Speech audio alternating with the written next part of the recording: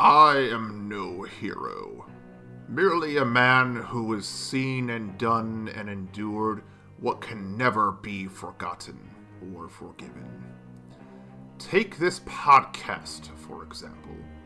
The humans play at being some elite film gods. They're merely men playing the role. They even have a Patreon page at patreon.com/evacstation. It's all the more sad they only ask for a paltry sum of money to run this joke of a show. Patreon.com/evacstation. Such is the folly of man. They're not even worth the effort of killing. I'll just adjourn back to Asteroid M, but the rest of you can just stay here and enjoy this drivel while it lasts.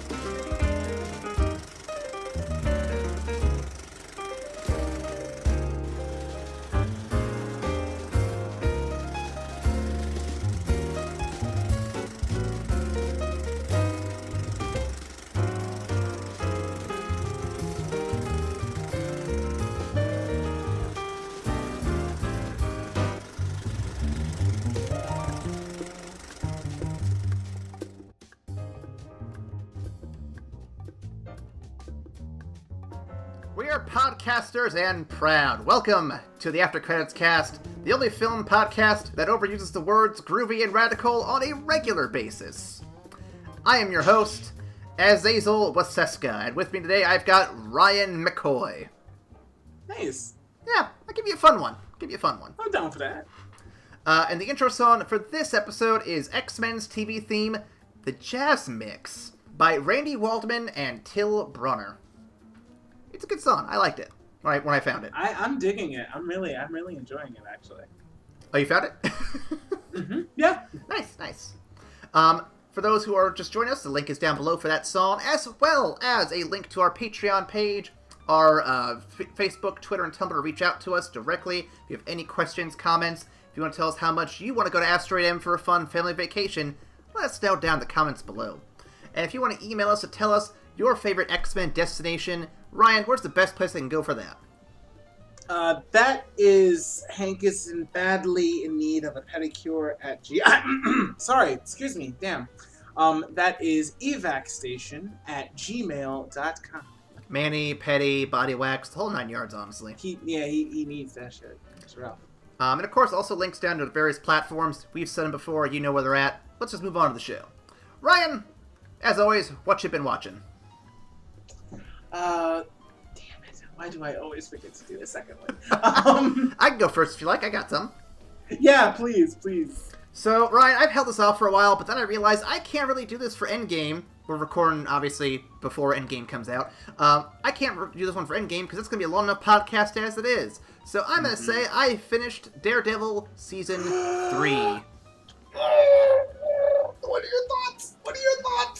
It is a fitting end to a very good series. I think it is definitely my favorite season.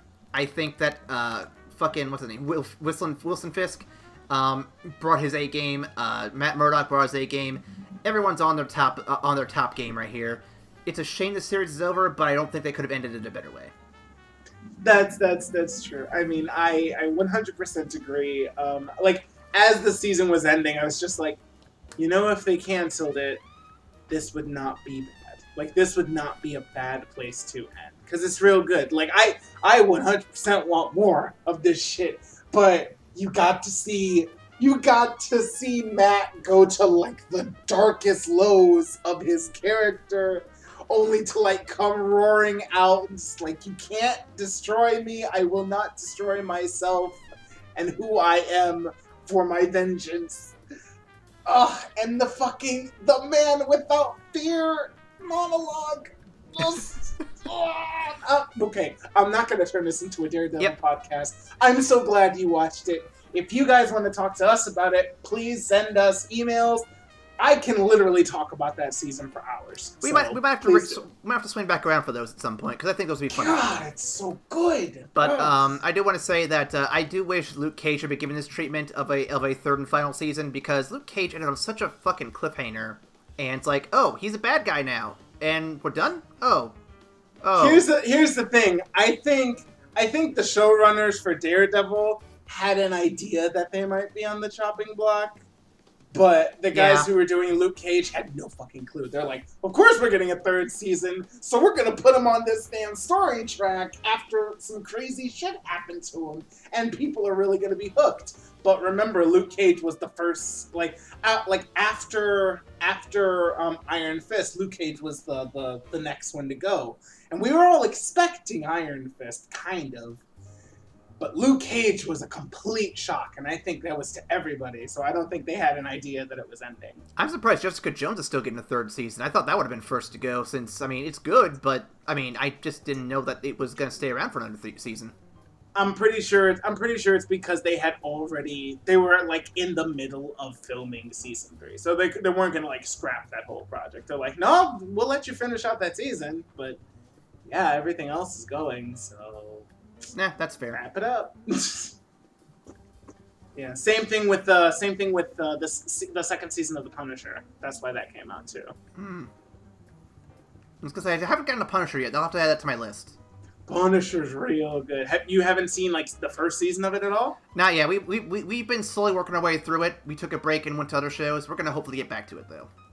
I will admit season 1 is better than season 2, but season 2 is still really good. Season 2 is still really good, but season 1 is fucking... Ugh.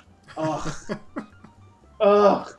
Man, we have a podcast to do. You're going to get me all on these Netflix shows. We do. Did you have anything you want to add for your What You Watching this week? Oh, shit, I forgot. I distracted him so hard. While he's thinking, everybody... Let me just say here real quick that I'm looking forward to seeing how Disney decides to carry forward with these shows if they decide to do something on Disney+, because news came out about that recently. And if we didn't talk about that in the Endgame podcast, because God knows how much time we'll have to have for that, quick shout out.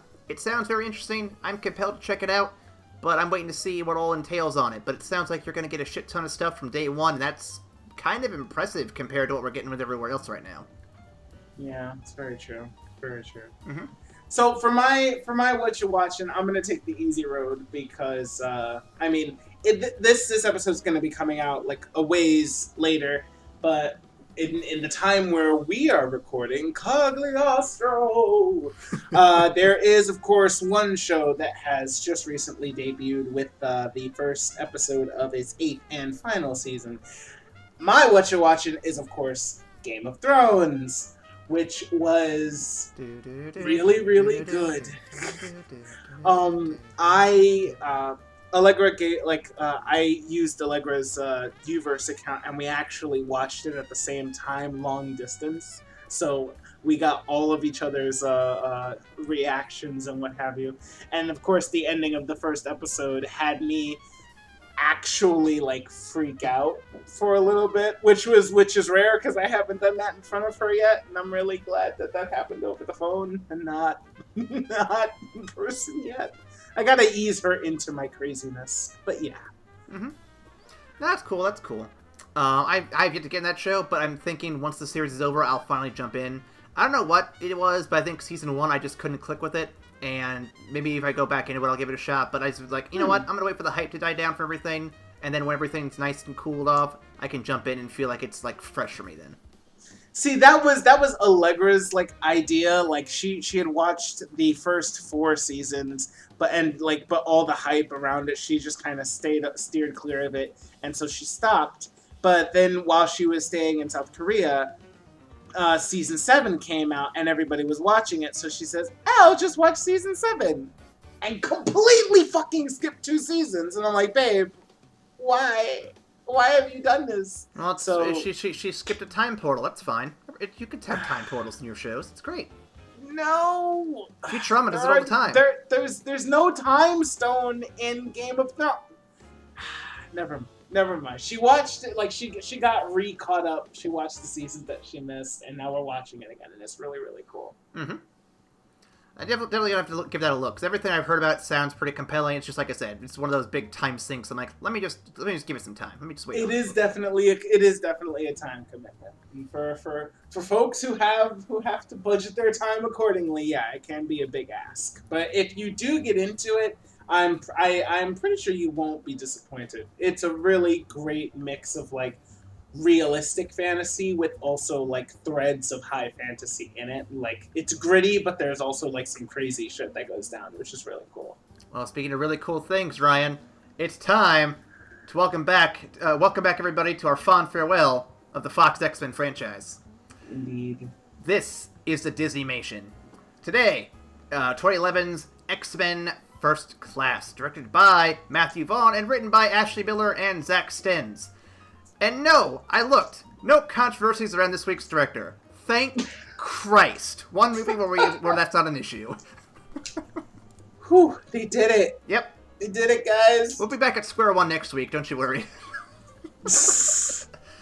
The cumulative worldwide gross currently sits at $353,624,000, which is just around double what it was produced for. This little reboot features a nice batch of new faces, including Jason Fleming, January Jones, Jennifer Lawrence, Rose Byrne, or Bryn. No, Byrne. I think it's Byrne. It's Byrne. Yep. Nicholas Hoult, Michael Fassbender, James McAvoy, and the world's greatest hero, Kevin Bacon. Star-Lord loves this fucking movie. It's his favorite, actually. It's probably up there in his top 5 for sure. This film did get some awards, actually, including Best Makeup from the Academy of Sci-Fi, Fantasy, and Horror, Best Line of the Year, Best Sci-Fi Movie of the Year, and Best Breakthrough Performance of the Year from the Golden Schmoes. And then from IGN and IGN's Summer Movie Awards, it has the Best Actor, Best Movie, Best Comic Book Adaptation, and the People's Choice Awards also gave it the Best Movie Director and Best Action Movie. And of course, the last one, which is my favorite, Best Cameo and Best Fantasy Movie from the Scream Awards. The best cameo. I have a guess as to which cameo they're referring to. Well, obviously, it's the cameo with Magneto's helmet at the very end. Of course. Yeah. Oh, yeah, you're right. Damn. It was that bright magenta fucking spray paint job that really sold it for me. Mm-hmm. Good stuff. Or was the Russian guy, the one Russian dude who was making out with himself? Oh, yeah, of course. I always see him in these movies. We always love to see that guy. Yep, he's almost like Stan Lee if you really look hard enough. Get the fuck. I have fun facts because Aaron's being a dick. Alright, I have fun facts over here. Alright, so to prepare his role as Charles Xavier, James McAvoy, the fucking acting titan that he is, actually shaved his head. He soon learned that the filmmakers wanted Xavier to have a full head of hair for the prequel. Dun dun dun. Throughout the first month of filming, McAvoy actually had to wear hair extensions. He would later have to actually shave his head for X-Men Apocalypse, which would come out in 2016. If it makes you feel better, McAvoy, I didn't notice. I thought it looked fine. Yeah, I thought he looked real good. He looked real good. Now, next up, to prepare for his role as Eric Lensher, Michael Fassbender actually studied Sir Ian McKellen's performance as Lensher in the previous X-Men films, but also looked through the comics as he wanted to make his own version of Magneto. He's quoted to have said, "You want to respect what somebody else has done, especially because the fan base really liked what Ian has done with it. But while I could have gone and studied him as a young man and brought that to the performance, I don't think Matthew is very interested in that. So I'm gonna do it. I'm gonna go my own way and working with whatever is in the comic books and in the script." That's a wonderful take on it. He did good. And it really, really shows because you can see. Like, I personally liked some of the stillness and like the commanding presence that Michael Fassbender brings to it, especially like those scenes with the coin, like when he's an adult. Yep. It has a real like Sir Ian McKellen like feel like to what he brought with it. It's just like as a younger man, which I loved. So I 100% love that shit. And last but not least, the winner for Best Cameo from the Scream Awards, in my personal opinion. Hugh Jackman accepted the opportunity to cameo as Wolverine when he learned he would be the only character in the film to use the word fuck. He improvised the line, "Go fuck yourself," after using the other 7 takes to say fuck off. And the reaction from James McAvoy and Michael Fassbender to the different line was actually authentic because they had heard him say fuck off so many times. When he switched it up, they were kind of taken aback, which was perfect, and it ended up being the cut that they used. Man, are you sure it wasn't the old Russian man? I thought he was the cameo. He was a close second, man. He was a close second. Maybe next year. Maybe next year he'll win that award. Some initial thoughts real quick. So, when I first saw this movie, I was actually pretty pleased with the choices they made for the reboot. I wasn't completely, enamored by it, but I liked the choices they made. They made some smart ones. Going back and watching it again, I'm noticing a lot of little details and little things that make me just love this movie all the more. Yeah. I think it's same for me. This was a weird one. I have a habit especially with these new movies that we're going to be discussing in the coming weeks, that I watch it the first time and I'm not entirely into it, and then I leave it for a couple of months, and then I watch it again and I realize, oh shit, actually this is really, really good. And then I watch it again and I keep picking up the little things that I really, really dig about it. Mm-hmm. So yeah, I think originally I was originally put off by just how different it was from the original X-Men movie series. But looking back with some space on it, I think the choices that they made really made it a more character-driven, character-focused story. It felt more like a period piece that also played around the origin of Charles and Eric's friendship, which was an infinitely better movie than what I had seen in the past couple. Yep. I honestly don't have any complaints going into this. Let's dive right in. What do you think? Let's do it! Well, we're back in Poland to see Magneto's origins, in which a younger Sebastian Shaw tortures the boy into using his powers, or he'll just shoot his mom. Obviously, Mom Nito is dead, and Magneto's powers grow, and he becomes a bitter man out on a globe-trotting vengeance quest. Also, we see a privileged young Xavier taking in a homeless Mystique as a sister of sorts. Flash forward to college years when Mystique wants to be seen as something more, but Xavier just can't because he'd rather bag on her appearance, which he's very sensitive about. You know, for a mind reader, you'd think he'd catch on that obvious little bit. Meanwhile, a gang of mutants are manipulating government bodies during the Cold War to instigate World War III, led by the glorious Kevin Bacon. Meetings get a little interrupted when Magneto tries to kill him, but things like that kind of fail, and Xavier, now recruited by the CIA, tries to stop Magneto before he kills himself. Groovy. All right. Select members of the CIA have been clued into the existence of mutants in order to deal with the gang of rogue mutants we just mentioned. This little group is led by Moira McTaggart, who you may remember as a girl with an accent in a previous X-Men film. Xavier, Magneto, and Mystique are introduced to Hank the Beast McCoy, who is basically our insert Tony Reed for this film. He has invented a device to amplify brainwaves, which Xavier uses to find and recruit other mutants to help them fight Shaw and friends.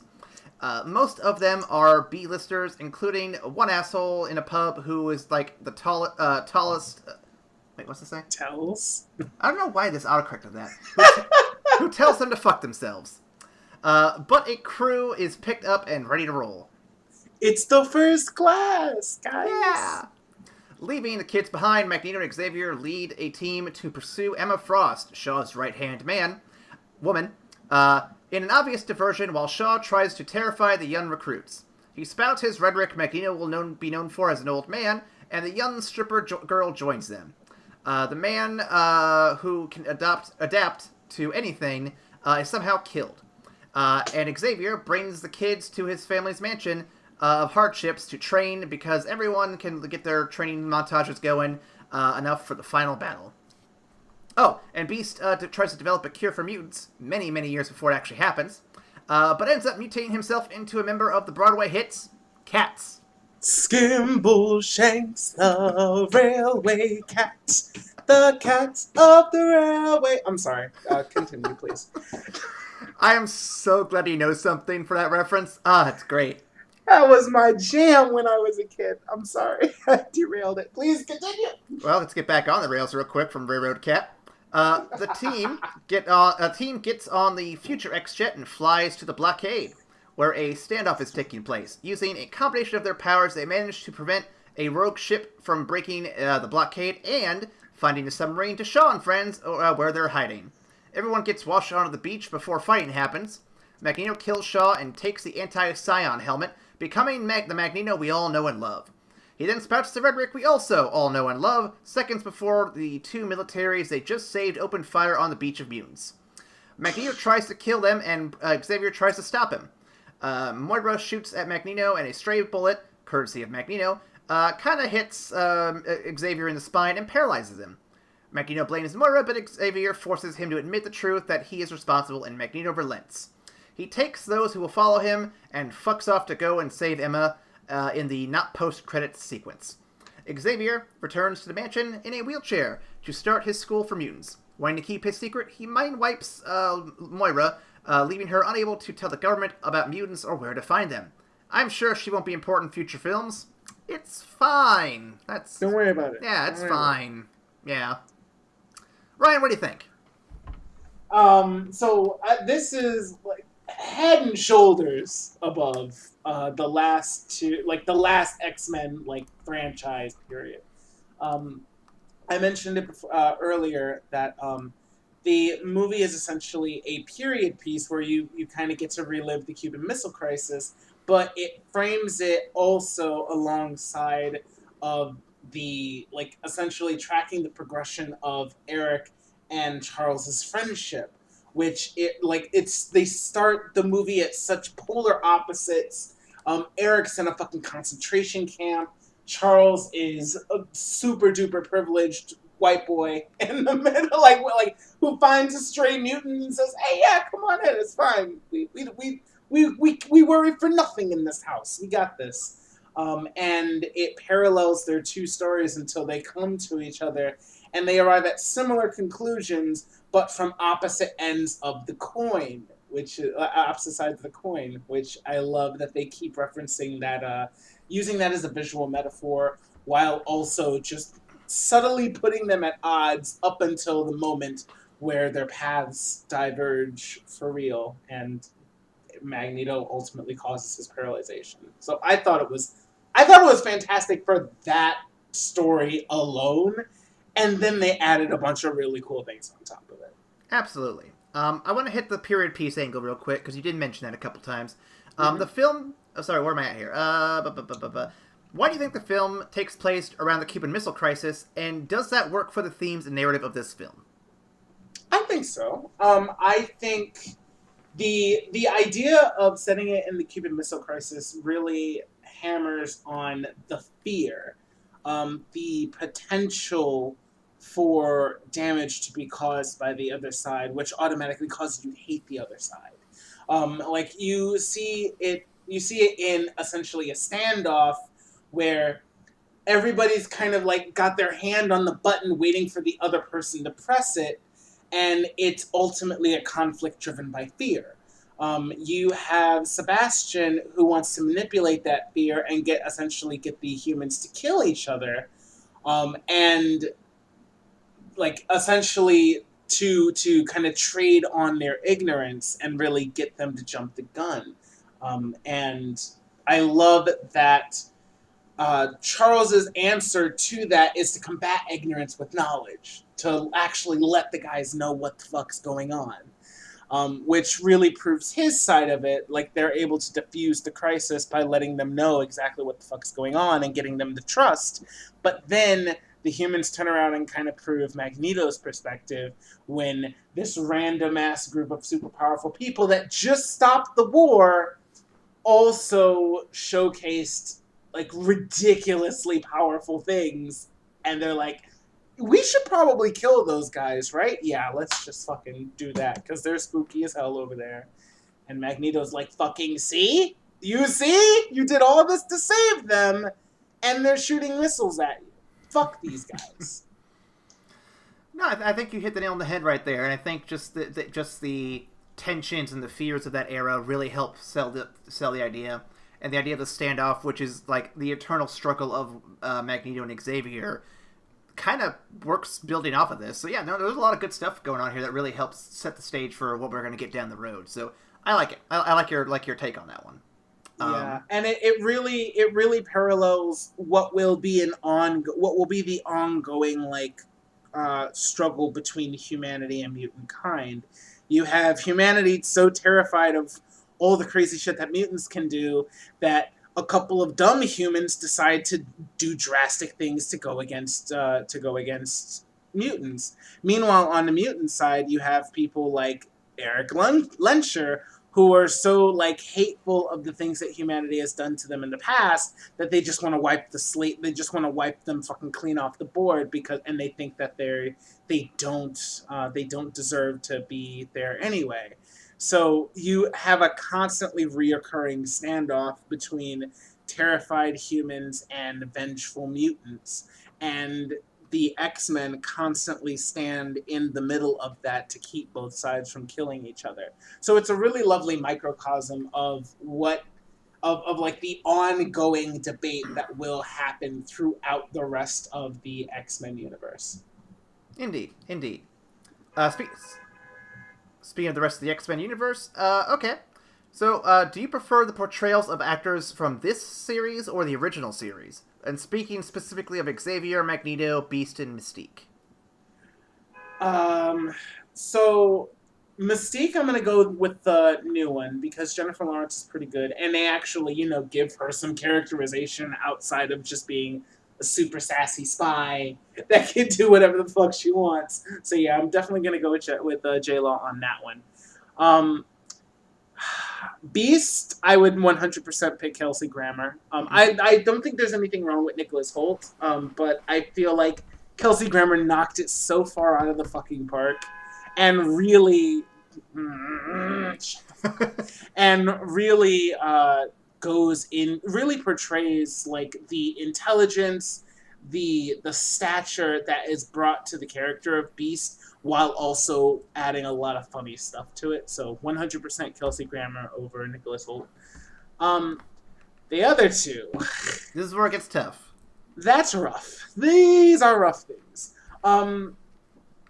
I think the new actors have an inherent advantage because their movie is based damn near solely to develop their characters, whereas the previous actors, they already set them up as the essentially the established titans of the mutant world, and they got to act as ancillary figures, as guardians, and as like big bad villains, but they didn't really get a chance to like delve deep into characters. And the few moments that they did get to were fantastic. And of course, it's Sir Ian McKellen and Patrick Stewart. It's fucking Gandalf and Jean-Luc Picard. Of course, these guys are gonna kill it in the limited amount of time that you get to see them. God damn it! I don't know. I want to say all in all, because they get 3 movies to really develop these. Wait, actually, that is a good question. Are we talking about just in First Class, or are we talking about overall new versus old? I'd say you could take the question however you want. I was thinking maybe overall, just because you get 3 films apiece, I think. Yeah, then overall, then I think my previous point stands. I think the new actors get an inherent advantage because they have more screen time to really work off of each other and develop into like really complex 3D characters. And I love that they take the time. Spoiler alert! But they take the time to really pay homage to the older movies, like to going around to like actually connecting to that iconic conversation that they get to have at the end of Apocalypse, which I literally lost my mind as soon as it happened. So yeah, I would give it to the new actors of James McAvoy and Michael Fassbender, in my opinion. I'll do a quick rundown for me. For Mystique, I like the sassy attitude of the original. I understand that the newer one gets more to do, but I do think I like Romaine's take on the role a bit more. It's a close call there, but I think Romaine is just more fun. Okay. Beast, hands down, Kelsey Grammer. And I don't even think it's a bad acting, I think it's literally just I don't like the look of the new Beast versus the old Beast. Yeah. I think they improve him in later films, but this first one, that's a rough outfit, man. It is pretty rough, yeah. For Magneto, I'm gonna say Fassbender because I think he brings an intensity to the role that while McKellen does a great job with, I never feel necessarily that intimidated or threatened by him. But you get fury out of Fassbender, which is really, really cool. Yep, and he handles that really well. I think that I'd love to see him in more roles, but this is definitely one of his best roles I've seen him in. And then Xavier, I could go either way, honestly. I think Patrick Stewart has a certain level of gravitas he brings to the role, and he looks the part day one. Yeah. But I think that there's a level of ingenuity and interest that McAvoy brings to it as well. He actually does have some fun with the role too. I think they both fit the version of the role that they're doing the best, and I think that either one of them could definitely carry the role themselves very easily. I know it's not a very good. I know it's not a very solid answer for him, but that's the best I got for Xavier. It's really fair, though. It's very fair. There are two takes on it, and I think it's really the age gap is really apparent, particularly in Charles Xavier's case, because when Patrick Stewart plays him, you see him as an already established mentor who has devoted his life to teaching children, and you can see he holds himself in that kind of do no wrong aspect to the point where when you recognize that he's not so squeaky clean, it's kind of jarring when you get that at the end of X3. But James McAvoy, he gets to play a younger, I wouldn't say more charismatic, but he kind of throws his charisma around. And definitely he does not know everything as of yet. He gets to play a fallible Charles Xavier, where we get you see the brilliance and the kindness in the role, but you also see him approaching the levels of fucking stature and status. So I think McAvoy has more of a road to travel, but you also get to explore more of the character with him. That's why I picked him. So speaking of Mystique, because we brought her up a little bit there, why is everyone so quick to bash Mystique on her looks? Guys, Jennifer Lawrence doesn't look bad. I don't know what the fuck you're talking about. You could slap this blue paint on her and give her red hair. I'm into redheads, let's be real here. But, I'm looking at her, I'm like, why are y'all objectifying her as some kind of ugly person? She looks hot. She looks great. Someone just throw her a bone here. I will say, and for some reason, the blue makeup, the Mystique makeup, actually makes her look a little more childish in just to my eyes. It gives her a baby face. It does give her a baby face, right? That's not just me.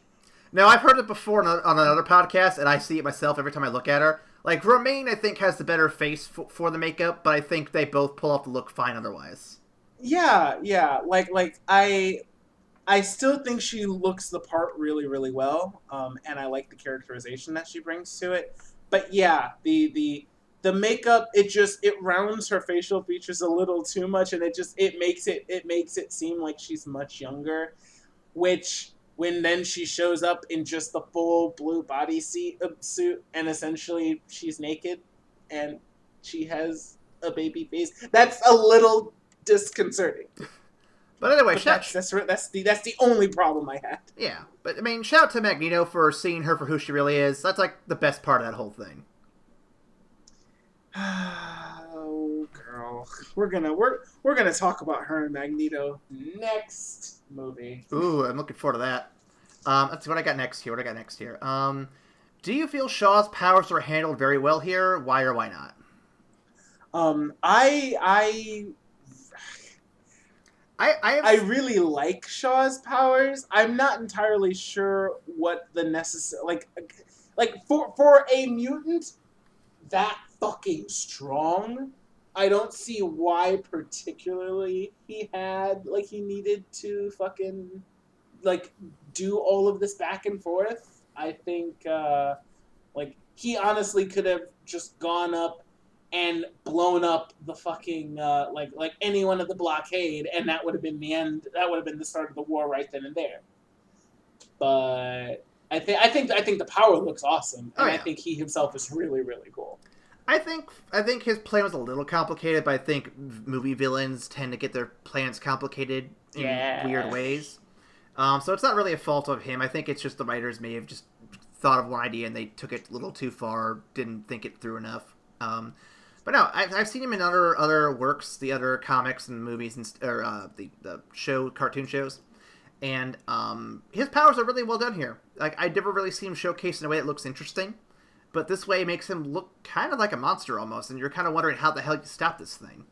Yeah, because he's just fucking energy absorption and redirection is just, that's stupid powerful. That's like stupidly powerful.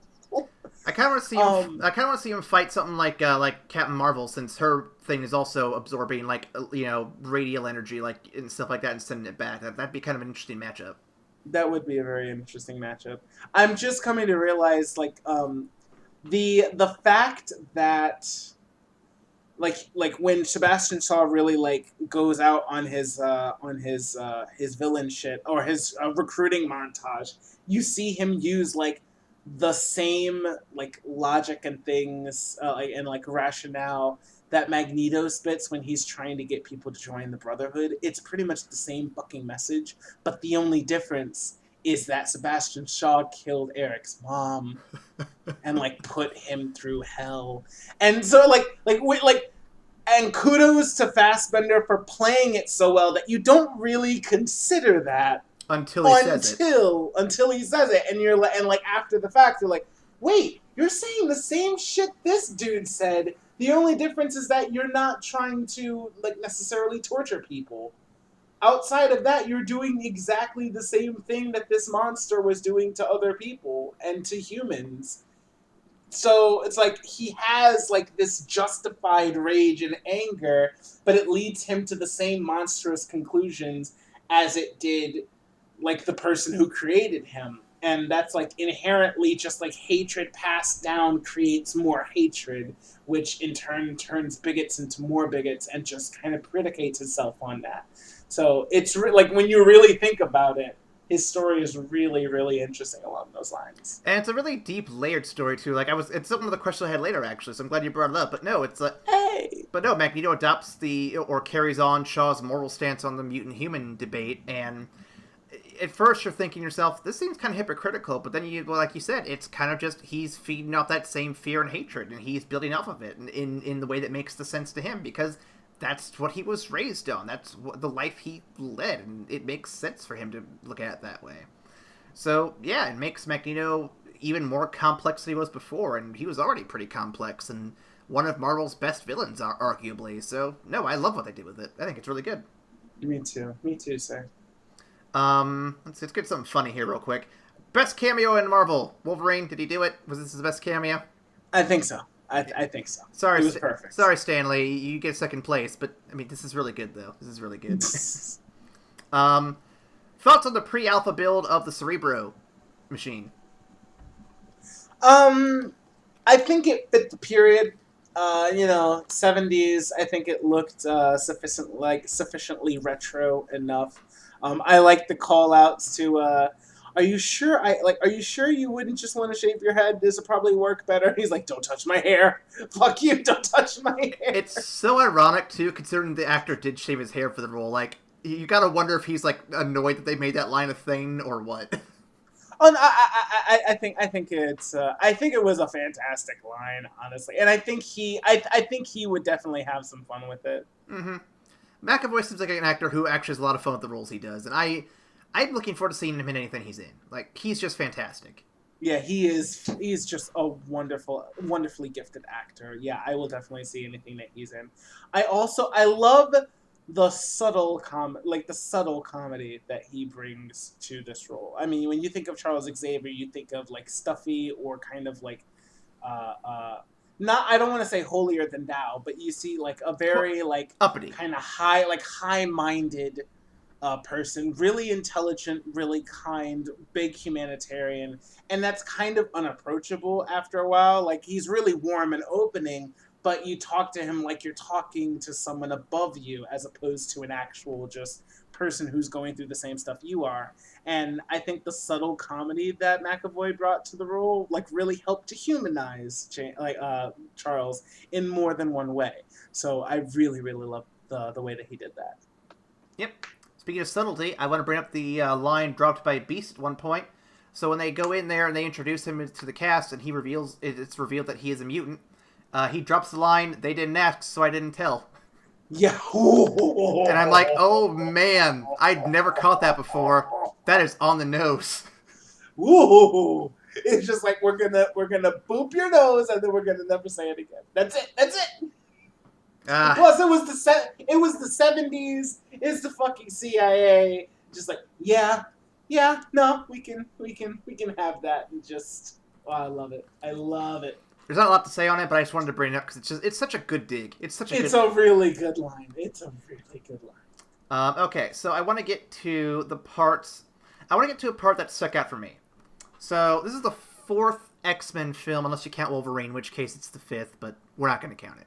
So this is the 4th X-Men film. This is a soft reboot of the series, more or less. Why did it take this long to show a training montage for the characters in the fucking X-Men movies? Why did it take this long to combo their powers in unique and effective ways in an X-Men movie? I think the major focus on for the earlier movies was to show already established mutants duking it out, rather than focus on the school aspect. Like, in all honesty, like, for the majority of the 3 films, they try to use the school as little as fucking possible. It's probably expensive. I mean, true, but like the fact that, they're all fucking teachers in the school, outside of a couple of like classroom like scenes and the one fucking instance of the danger room that we got in the worst movie of the 3. Yeah. But since this is literally his first class of mutants, and you get to see how Charles actually worked with each and every one of the students, using a combination of his powers and just how badass of a teacher he is. I think that if we were going to have a training montage, this was literally the perfect film for it. So I'm glad it happened. I get you. But I'm someone who loves seeing like Cyclops or Wolverine or Storm or even Xavier, like we did here, go through with the students and train them and show off their powers. Like, the training montage is a good way for us to establish each character quickly and their powers quickly. So it's a very nice setup that you don't want to do it every movie because it would get predictable. But it's definitely a good way to at least set up your team for like an early film, and maybe like down the road do another one when you get a new cast rotated or something. Yeah. And I don't know. I love how they do it here. It's so well put together, and the way they do it, the characters and actors have a lot of fun with it, and I love it. It to me is what makes a good X-Men team film. The X-Men are a group of students. They're a group of military kids, basically, part of this Xavier's paramilitary thing. So it combines all of these little disparate parts into like this one like simplistic montage sequence, and it works. It really works. It really does. Yeah, I 100% agree on that. Going on that, though, for the combination of powers, though, so, as I mentioned in the synopsis, there's a scene in which they send out Banshee to scout out for the ship, and then he visualizes it to Xavier, who then projects that visual to Magneto to then pull out of the water with his magnetic powers. There's never been a more impressive combination of powers up to this point, and I'm like, in a series built on this team dynamic, why are we just now getting this? Well, I mean, because the earlier movies weren't really focused on the aspect of the X-Men being a team. Instead, they were a group of pretty powerful mutants that get into a series of either one-on-one fights with other powerful mutants, or that just go up against groups of random people with guns or random ass mutants that they just have to fight. In which case, they just get to wreck shit and just showcase crazy ass powers. I definitely would have liked to have seen more synergy as a team outside of just, hey, they hit me with the fastball special, or the best offense is great, the best defense is great offense, and throwaway lines towards actual teamwork. When the X-Men is one of the most well-run teams in the fucking Marvel universe. They give the Avengers a run for their money, for Christ's sake. Yeah. So I 100% agree that they should have had more of it, and I'm glad. Really, all of the improvements showcase the new direction that they wanted to take this in. They wanted to pay homage to the old for really paving the way, not just for X-Men, but also for just comic book movies in general. But they also wanted to really do their own thing and to make it much, much better everywhere they can. And I think the instance of teamwork, combos and power combinations are 100% a step in the right direction. It's just a refreshing thing to see, especially because then Marvel turns and does it in Avengers and going forward. And it's nice when you have these team up films and they actually feel like the teams are worth having. So keep doing this going forward, Marvel, because this film right here is a great example of where to start. I'm not saying do this one for one, but get some cliff notes from this one. This one did a pretty good job. Last question before we move on to our next segment, Ryan. Is Magneto wrong, or is he justified? And was Charles right to wipe Moira's mind? Bruh. The big questions. I know. I somehow hold these off to the very end every time. Okay, so when you ask was Magneto wrong, are you saying is he wrong in terms of wanting to kill Shaw, or in terms of just his general stance on the mutant-human divide? I mean, you can take that either way. I think that him wanting to kill Shaw and how that goes down, I don't think there's any other way you could have played that. So I think I would focus more on the civil rights stance. Okay. I mean, although just to briefly touch on the Shaw thing, I think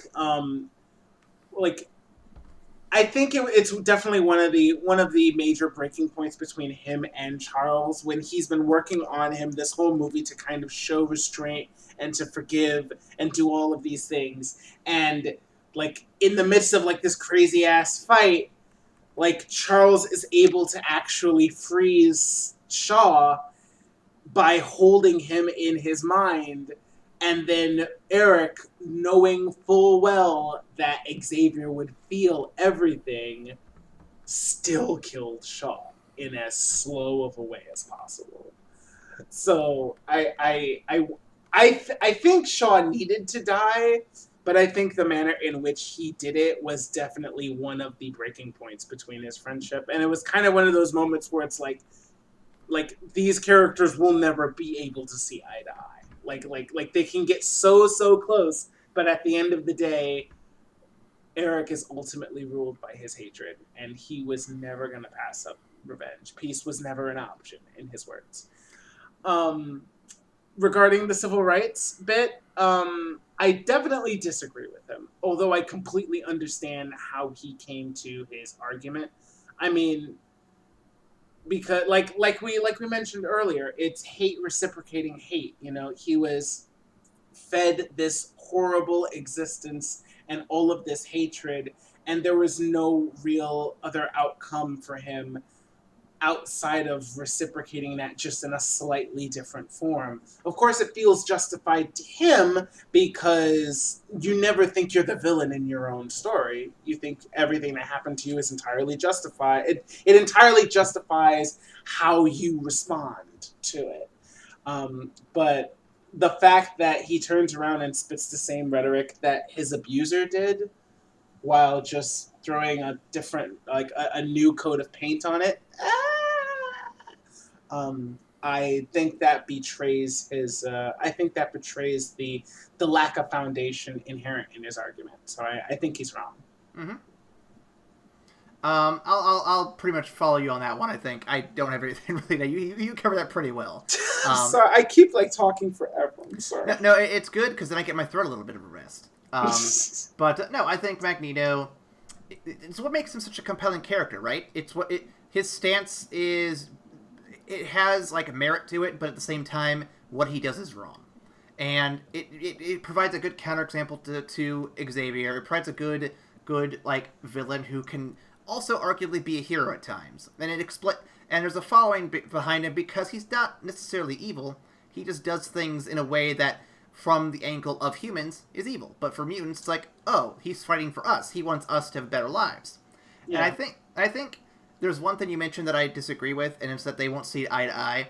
And the methods, yes, they won't agree on the methods, but they both have the same end goal, obviously, which is a better world for mutants. So I don't think they do have the same end goal, though. Because I think Eric's ultimate end goal is to have mutants above everybody because they think they can only peacefully coexist with each other and not humanity, whereas Charles just wants everybody to be able to live peacefully. Well, I think it's semantics. I think the baseline is they both do want a better world for mutants. It's just, what is that better world in their vision? Possibly. I think the main disagreement is whether or not humans can fit in that better world for mutants. And I think on that, they will never agree. Maybe. I know there are comics where Magneto is a good guy and does join the X-Men from time to time. Yeah. So I'm very curious to see if they ever play that angle in the movies at all going forward, because that would be an interesting way to spin things, since we've not seen that before. It definitely would be interesting, especially with the later movies. They kind of play Michael Fassbender more towards the middle, more towards the tortured anti-hero, as opposed to having him go deep down the villain train. He definitely wears the villain hat in Days of Future Past, which we'll talk about next week. But, later on, and possibly what we'll see in Dark Phoenix. But, yeah, you definitely see him kind of tortured by the decisions of his past. And rather than having him double down on those decisions, you see him really uncertain and really unsure of himself. Which makes for a more compelling story, in my opinion. Indeed. Before we hit the mailbag, Ryan, is there anything else you want to add? No, I'm really, really glad that I got to rewatch this. It reminded me how good it was. Now, whether or not I'll be able to keep this positivity up for Days of Future Past, where they pretty much retcon the rest of it, and Apocalypse, which was not great. It wasn't horrible, though, and I'm looking forward to giving it another shot. So we'll see. Yeah, we'll see if the second watch will be more kinder in my mind than the original one. Yep. And if y'all want to tell us your thoughts, if you think that we're going to have some fun times ahead of us with Future Past, Apocalypse, and Phoenix, you can comment down below saying what you expect to happen or what you want to see happen in future episodes, because we'll take suggestions. And that can be done on Twitter, Facebook, or Tumblr.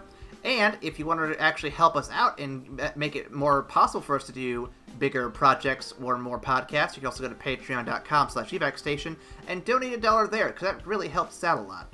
And Ryan, if they want to email us directly for any suggestions, what's the best way they can do that? They can reach us at our lovely email at excuse me, at evacstation@gmail.com. That got suspiciously German there for a second.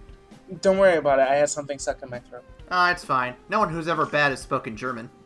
No, of course not. Of course not. Welcome to another episode, or another exciting segment, which we always have been calling X-Men or Bullshit.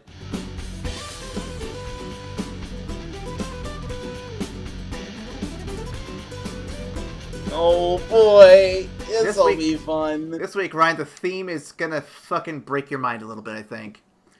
Is this an X-Men character or a sex position? Are you fucking kidding? What? Yep. Aaron! Fuck it. All right. This will be fantastic. All right, let's see. For those who are playing at home, I did pull the sex positions from something like Cosmo or a similar periodical kind of thing. So I had to find something to make it work, and these are kind of funny. I had a good time with these. Here we go. Oh my god! All right, let's see this nonsense. Let me get my pen and paper ready. Number 1, Ryan. Oh, I should probably get the rules real quick. I'm going to read a name for everybody who's playing at home. Read a name, and then I will give the description of what their powers may or may not be. The name and or powers may or may not be fake. The idea is to find out which one of these is a real X-Man or not. Here we go. Number 1, Bandolier. The power can pull items from various pockets on his or her person as if they're portals to other dimensions.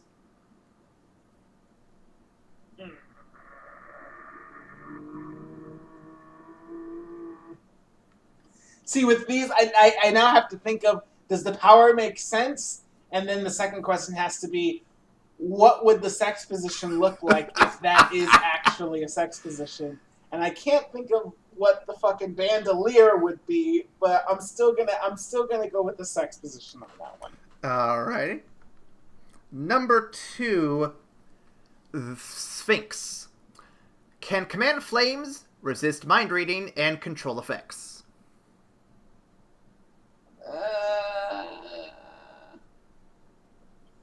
I'm going to assume that this is some type of variation on doggy style, so I'm going to go with the sex position on that one. Alrighty. Number 3, Amazon. Can morph as if made from clay or mud. Can morph as if made from clay or mud. I don't think that necessarily makes sense with the name. If it was like crazy, if it was like a enhanced strength, coordination, and durability, and like it was a woman who like wielded a bow and a spear, then maybe. But I'm gonna go with sex position. What would the Amazon look like? Is that like ready for delivery? Like, is that like a booty call? Like online? I love the extra thought you're putting into that half of the equation. Next up, Surge. Uncontrolled electrical absorption. Can discharge as lightning blasts or as super speed. This sounds like a fucking STD. But uncontrolled electrical absorption can discharge as lightning blasts or super speed. I'm gonna say that's an X-Man. I think that's an X-Man. I'm gonna go that because it also has a drawback to it, which is very mutant-like. So yeah. Fair enough. Number, what am I at now? 5, I think. 5. Padlock. Can freeze people and objects in place for short amount of time. Lockdown.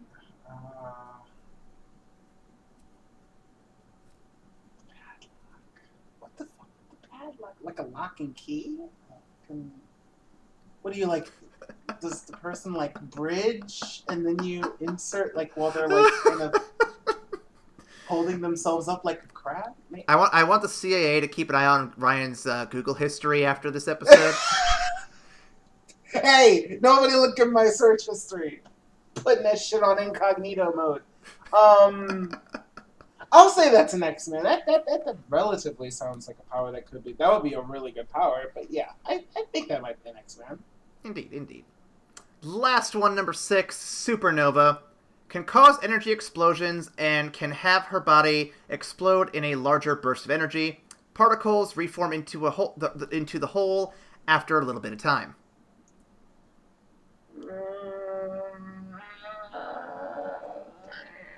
Sounds like too strong of a power.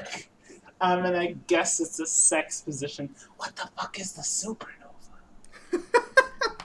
What? We're gonna find out how well versed Ryan is on X-Men and sex positions. Here we go. Number 1, the bandolier is in fact a sex position. You got that correct. Hey! Number 2, Sphinx is also a sex position. 2 for 2. 2 for 2. Hey! Alright. Number doing pretty 3, good. Amazon. Ryan is on fire with another sex position. That's a sentence I didn't think I'd say out loud. I just looked up the bandolier position. What the fuck? I've actually tried that. Next, what's next on the Number 4, list, sir? Surge. You got that one right. It is, in fact, an X-Man. Yes! The drawback. That's what's so different. Number 5, Padlock is actually a sex position.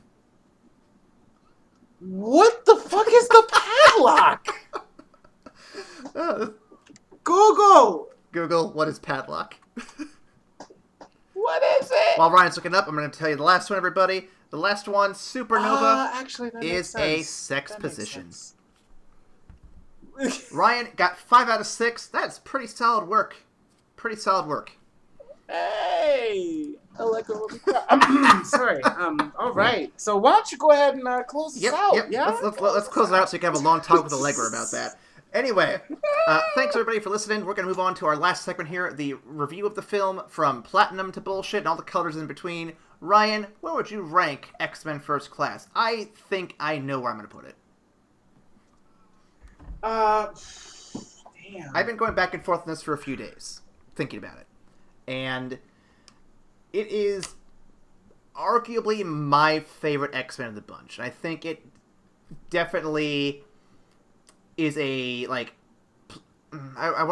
it's definitely a bar of which you measure the other films, I think. It's the one that, like, shows how you do certain things correctly, ignoring certain elements like the perfect casting of certain characters and giving them someone different. And while they aren't perfect, they do things in a different way that actually makes them work in a arguably better way in times. I'm going to say, for me, personally, and you don't have to agree with me on this one, I'm going to go platinum. Wow. This is, to me, the exemplary X-Men film. Hands down. Damn. Okay. Like I said, I was back and forth with that in gold for, like, the past couple days. It's fucking crazy. Yeah. You know what? I can't gainsay you, sir. Like, you make a good argument. It's definitely the bar that you compare the other X-Men films to. It definitely starts out. It starts out the new batch of films on such a strong note. It showcases a lot of the things that they want to do differently. It's a great period piece, and it's really, really character-driven, which has been a problem for these movies in the last in its last iterations. I think its sequels kind of fall off a little bit, but I think as a first step, it definitely raises the bar super high. So yeah, I would give it a platinum with you. I would give it a platinum with you. Awesome. Matthew Vaughn, if you could come back and do other X-Men films, that'd be great. You had a good head on your shoulders. Please. Next week, we return to the X-Men franchise with Days of Future Past and with, what's that guy's name again? the one pedophile. That one. The one. I don't remember his name off the top of my head. I'm sure once I read it, I'll be like, oh yeah, that guy.